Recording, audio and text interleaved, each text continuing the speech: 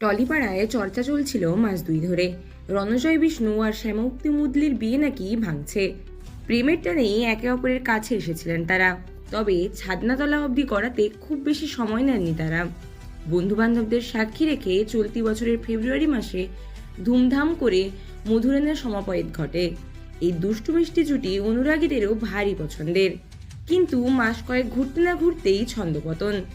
টলিপাড়ায় ফিসফাস, এবার ভাঙনের পথে রণজয় এবং শ্যামউক্তির সম্পর্ক।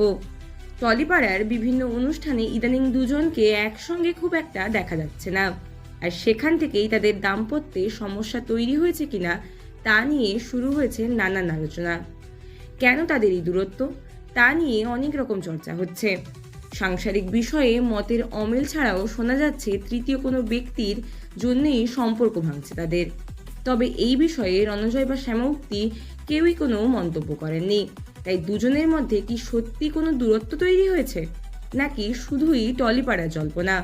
জানতে গেলে অপেক্ষাতেই থাকতে হবে।